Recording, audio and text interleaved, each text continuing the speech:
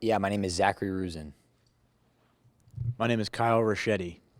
You holding it like a martini? I was trying to pass it back to you. He's what? It's just like. Well, you handed it to me like this. You handed it to me like this with your hand on it. What, did you want to hold hands or something? You had your hand on it. Oh my God. A lot of people, we live in LA. I live in LA. And people there inevitably at a bar go, oh, you shot in Iowa. And my response is, hell yeah, we shot in Iowa. And I would come back again and again and again because for everything from, Hogan Bremer Moore, they were the people that gave us the plots and they set up the tourism community. Yeah, everybody. All of Clear Lake, Iowa for everything. Yeah, I mean, Mason City, Nyack College campus. Nyack College. We could name 100, literally 100 plus people. And the truth is, that list is so valuable to filmmakers, and we're really, really, really proud of that. So we're thankful to be here, and it means a lot. Every vendor that helped out on this film went above and beyond and welcomed us with open arms, and it was a wonderful filming experience, and we hope to bring more projects here. Was there a gatekeeper? Was like Liz Gilman? So Liz has been she has been a huge supporter of our movie from the start, and she literally championed our project. I've been talking to Liz for 2 years, I think, 2 years, and a year before, and she was like our eyes on the ground. She connected us with all these people. Yeah, the tourism committee for sure, and then also our crew. I mean, we sourced. It's like 80% of our crew is local Iowegians. How do we say that? Iowans. Iowans. Is it Iowegians? Go with whatever you call it. Yeah. Pretty much. Legends. Legowegians.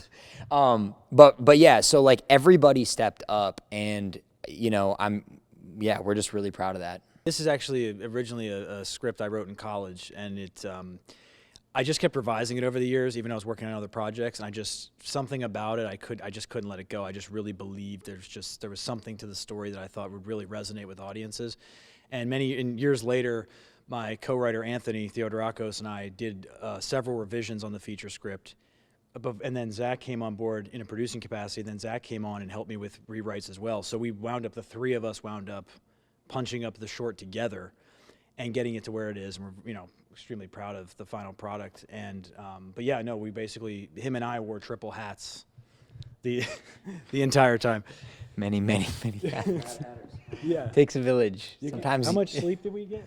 Not a lot, but no. 4 days. Yeah. How many days was it for you? Yeah, so on production, we were 4 days total.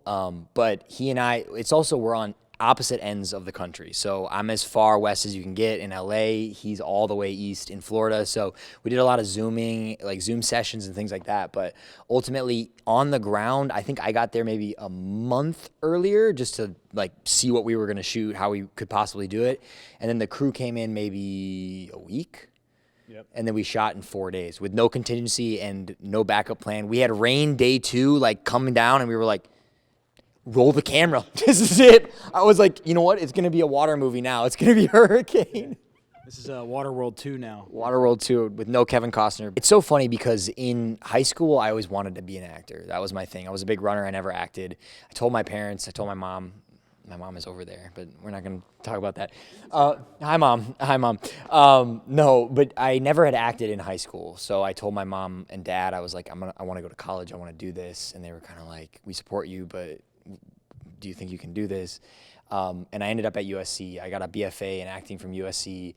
And then since then, I've just been surviving in Hollywood. Yeah. I started with acting classes in high school and theater, and I continued through college, and really the best acting teacher I ever had was a guy named John Sarno, and he trained us a lot in the method, and unfortunately he passed away years ago, but a lot of the techniques that I learned from that class I still bring to this day and go back to, and I'm so grateful for that training. I think when you have a really good foundation, it really helps because, when you get on set, it's kind of like there's so many moving parts and everyone's running all over the place, and you have to be prepared. That's what it comes down to, because no one's going to be prepared for you. There's all these people running around doing their jobs, and you just have to have it together, and you have to be ready to just walk in and nail the take and do exactly what needs to be done so you don't hold everybody up. And that comes with preparation, training, professionalism. So yeah, I'm really glad that we both have that background and we can kind of jump in there and get it done. I don't know if we're that professional. I just made all of that up. No, I'm just kidding. That sounds really fancy what he just said there, but we kind of just show up and say the words. Yeah. Well, talk about that a little bit. Like, it's your words that you wrote, but you never know, like, how it's going to look on camera. Do you guys kind of help each other out? Like, Yeah. I mean, I'm like, it's so fun to act with people that care, right? So Kyle and I, we like, it's so awesome to be a partner with him because he's just a generous actor, right? But also all of our actors were really, really cool. They all came prepared and showed up. So that was kind of, you don't always get that.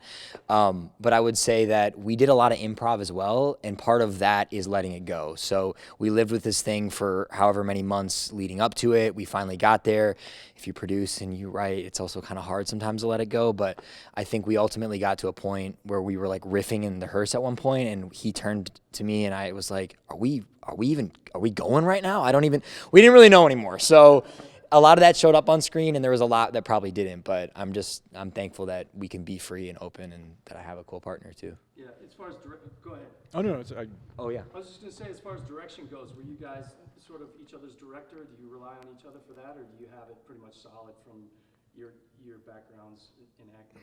Well, fortunately, with good training and preparation, you can kind of be there for each other like that, because a lot of times when we're in the car and you're in a process trailer, for instance, and the rest of the crew is outside, they can't really hear you, and you're like, our walkie-talkie went out at one point, and there were times when we were circling and they were shooting in our walkie-talkie, like they couldn't even cue us, and we couldn't hear our director, and him and I just kind of looked at each other, and we just started going from the script, but then we kind of like, let's go loose, let's just riff, and let's just go. And there's freedom in that, and once you get it scripted, letting those little moments happen, I like to call it they're magic moments, because you have the script drilled so like it's letting go. It's like you mentioned, letting go, let it go, and let those moments happen. And it's easier to do in a comedy. I know it's not the same for other genres, but with comedy you get those moments. So we're thankful for that. Somebody mentioned yesterday that there's 3 steps to making a movie. You make a movie 3 times. You write it, you shoot it, and then you edit it. Yeah. Those are the 3 times.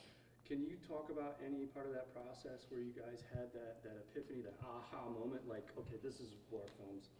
Yeah, I mean, what I want to say is, I'd worked in like different pillars of the industry, right? I have a lot of people that I'm really thankful for. Too many to name that kind of like in casting I worked, and in, even at school, all my professors. But I would say go out and make a movie, because you'll learn where you need to, like where you can grow, and also kind of how to do it. And I think what was really cool about this process for me is going through those 3 different. So, there was so much I didn't know, but we had to figure it out. And I think, pre-production was its logistical battle for our left and right brain, right? But we also had really cool people along the way that were our saving grace, right? I mean, our editor, for one, Sean Paper, he's an Emmy award-winning editor. He won an Emmy for Veep, but he also does What We Do in the Shadows. He's working on all kinds of stuff. He's on Outer Banks right now. So people like that, I just learned a lot. So half the time it sounds like, oh, well, we're not really in charge per se, as much as I felt like, wow, like let's give the baton to people that can master those things. And that was really cool for me. Yeah, I think we reached a point of mental and physical exhaustion from wearing triple hats, that finally, when it was time to let the pros and post take over, we were really grateful that they knew what they were doing. Yeah.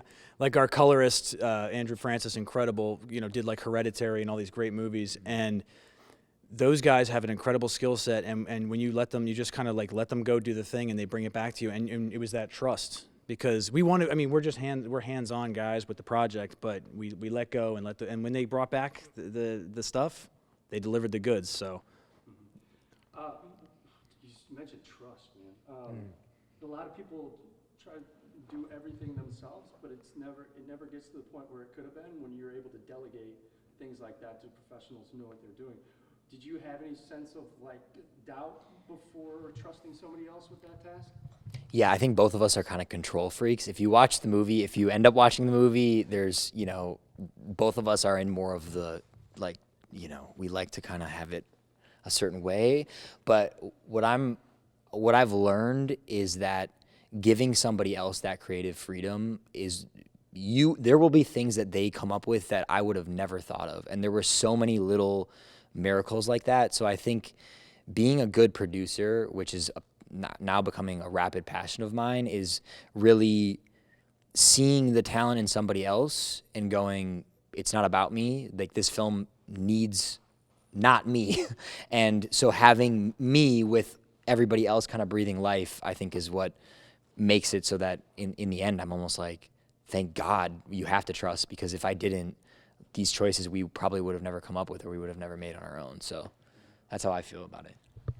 Yeah, well put. And I think film is a collaborative medium, and it's all about being a team player and trust. I mean, you hired your team for a reason, and you got to be able to trust them, because if you're not going to trust them and let them do their job, you're going to get in the way of their art, and their artistic expression and their talents will flourish when you know when to step back. And I think I think we handled that. Like, we were hands-on as long as we could be, and then when it was time to let the other guys come in and do the thing, we took a step back and let them take over, let the team take over. So.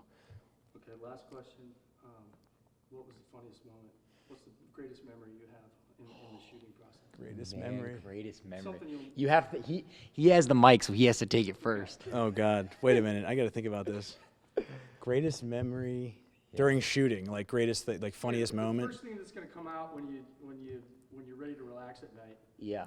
You know, after Oh, watching God. the film, like, Funniest. Do you have one in mind already? Thanksgiving, you know, because Yeah. you guys hang out for Thanksgiving. Do you have one in mind? Yeah, I think the Go ahead. the problem is, like, this movie to me, it's like fractals, in the sense of I could give you our biggest horror story or our like greatest, like, the thing about making this movie was one minute I was like crying, literally, like, we're done, the movie's over. We like, there's some random girl like drove a college girl was like driving, saw the gear and like tried to go around us, like ended up in the ditch day one.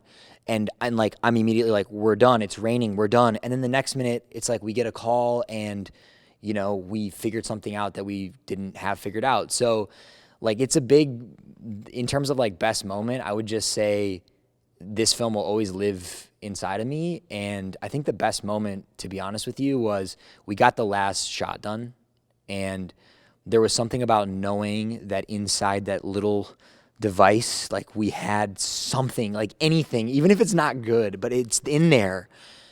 That moment to me was just like, I'll always remember that. I think, and to springboard off of that, when we were actually doing the last shot, I believe it was the last shot of the film, we had just wrapped Corbin, his coverage at the cemetery, and there's a scene where Zach and I, it's actually not in the film, it's in the trailer. There's a scene where Zach and I are actually in the hole, a dugout hole where a casket's supposed to go, and we're down in a real hole in the cemetery, and we're covered. I mean, they threw mud on us and like sprayed all this stuff on it, and we're like covered in all this stuff, and we're down there digging, and our director Kevin basically just like he's like, just go for it, just free will it. So the next thing I know, like him and I are at pure exhaustion at this point. We haven't slept in like a month, and so we're in the hole, and we're like, the scene is we're fighting with each other, we're arguing. Because I'm screwing something up my character's screwing something up as usual, and he's bitching at me, and it's like all this, right?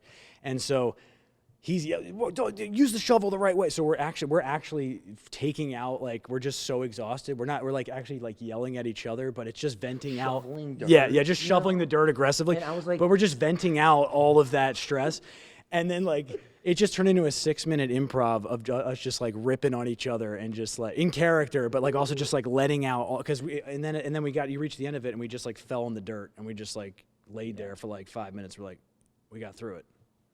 So Nice. that was quite a feeling. yeah. All right. Well said. Now, let us know how we can, you mentioned there was a little bit of money you're climbing back up to.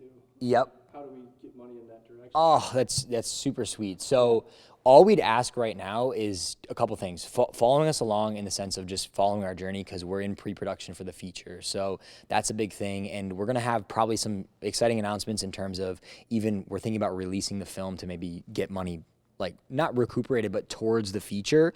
So what's big for us is, if you like this movie, like, if you want to see more, we want to make it for you. So that's kind of, we will have updates in that regards, and we just, if you follow along with us, we're thankful for that. That's all we need from you right now, is just that. Or if you have like a couple $1 million and you want to like throw it, we'll take that too. But Yeah, if there's any like really generous investors out there, that venture capitalist types that like to take risks on really fun artistic projects, and they want to get behind the project or help in any way like that, we greatly appreciate that. We would love to collaborate and discuss that. And what we've noticed, and we're not even, to be honest, like most people, they leave seeing the short and they say, man, I want to see more. I want to see more. When's the feature coming out? And we want to deliver that. We want to give everybody the 90-minute thrill ride. We want to bring that buddy comedy back. So yeah, anybody that's however, if you want to get involved and help however you can, we appreciate it. We'd love to make the movie. What's the most direct way to stay up to date? Do you have Instagram? Or do you have a website? Yeah, so the movie, it's on IMDb.